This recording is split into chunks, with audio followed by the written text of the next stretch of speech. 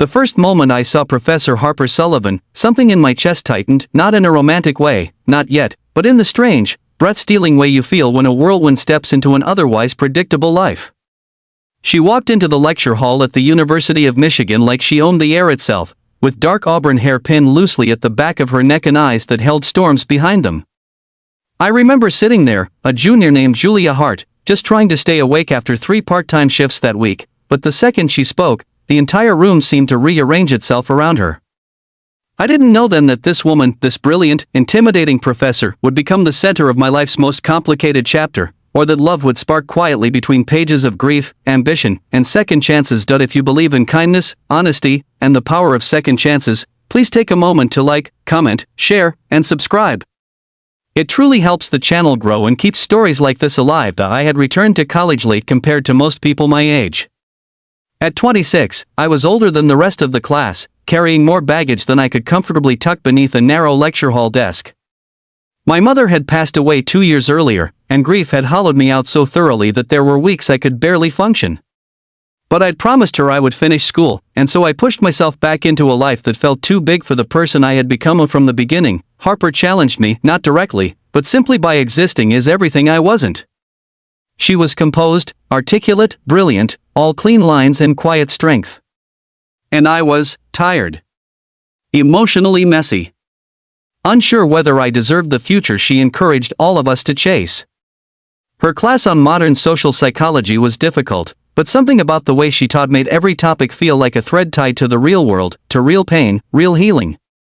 She didn't just lecture, she reached people, even if she didn't know she was doing it. I stayed after class sometimes, pretending to ask questions about coursework when in truth I just needed somewhere to breathe. The hallway outside her office was always quiet in the late afternoons. She would sit behind her desk, surrounded by shelves of books and soft lamplight, and she always gave me her full attention, something I hadn't received from anyone in a long time. And that attention felt like sunlight after years of winter. Harper never pried, never asked why my eyes were red or why I lingered in silence longer than necessary. She simply allowed space. Space to speak if I wanted, space to leave if I didn't. For someone drowning in grief, that kind of gentle presence was everything. One rainy February evening, after my shift at the campus cafe, exhaustion caught up with me. I returned to my apartment to find the ceiling leaking again. My landlord wouldn't answer. My bank account was a joke. I sat on the floor and cried until I couldn't breathe. The next morning, with swollen eyes and a headache pounding behind my temples, I stumbled into class late. Harper paused mid-sentence, her eyes meeting mine for a half-second that felt far too intimate, and I knew she understood something wasn't right. After class, she asked if I was okay. It was one question, spoken quietly, but something in my chest cracked open. I told her awkwardly, haltingly, that things were difficult. That grief was getting heavy again. That I wasn't sure how much longer I could carry everything alone. She didn't touch me, not even a hand on my shoulder, but her voice softened in a way that made the room feel safer than anywhere I'd been in months. She talked about resilience, about allowing ourselves to need support. She recommended the university's mental health services, but it wasn't the resources that stuck with me. It was the way she looked at me, like she actually saw the person behind the exhausted exterior. I walked home feeling lighter.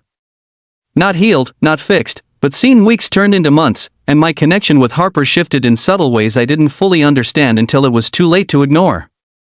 I found myself wanting to impress her, wanting to hear her approval, wanting to see her smile, those rare, soft smiles that lit up her usually serious face.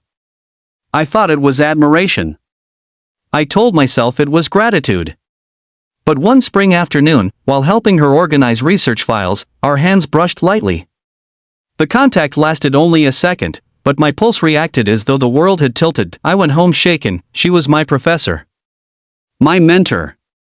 A woman I respected, and I was falling in love with her. It was terrifying. I tried to pull away, tried to be less noticeable in class, but Harper seemed to sense the distance and gently kept asking if I was okay. I wasn't. I was spiraling, trying to keep my feelings locked behind walls that were crumbling faster than I could repair them. One day, near the end of the semester, Harper invited me to a public research symposium she was speaking at. It wasn't unusual, she often encouraged students to attend events, but the invitation felt personal, intentional. I told myself to act normal. To be professional, the auditorium in downtown Ann Arbor was warm and dimly lit. Harper spoke with the kind of passion that made her seem larger than life, discussing trauma recovery and the power of human connection. As she spoke, she scanned the audience, and when her gaze landed on me, something in her expression shifted, so small I thought I imagined it. But the moment lingered, tightening the air between us. Afterward, in the crowded lobby, she found me. The low hum of conversation wrapped around us, but her voice reached me clearly. She said she was glad I came. She said she'd noticed how hard I'd been working lately, and that she was proud. Proud, that word hit harder than any academic praise I'd ever received. We stood there for a long, quiet moment, not touching, not crossing any obvious lines, yet everything felt charged. I could feel the tug of something dangerous, something beautiful, something neither of us dared name. Summer break arrived, giving me space I desperately needed. But distance only made everything more confusing. I missed her voice. Her presence. Her calm. When fall semester began, I walked into the new building with a knot in my stomach.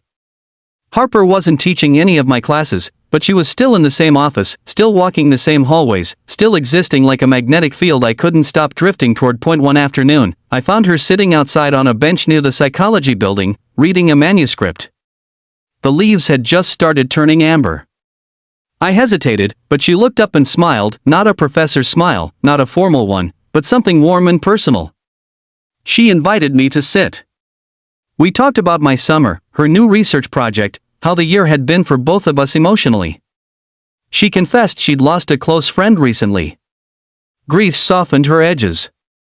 For the first time, she allowed me to see the cracks in her armor. That moment changed everything. Because love doesn't always begin with fireworks, it begins with vulnerability.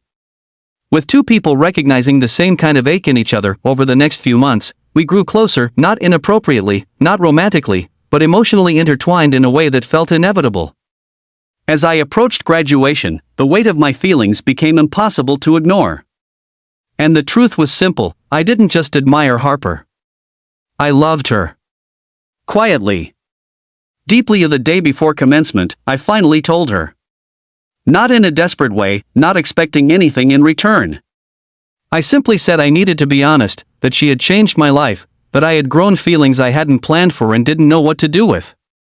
She listened carefully, her eyes filling with something I didn't recognize until later: tenderness. She thanked me for trusting her. She told me she cared about me deeply but wanted me to have space to build my life, to discover myself without the complicated power dynamics that existed between us. It wasn't rejection. It was respect. Compassion.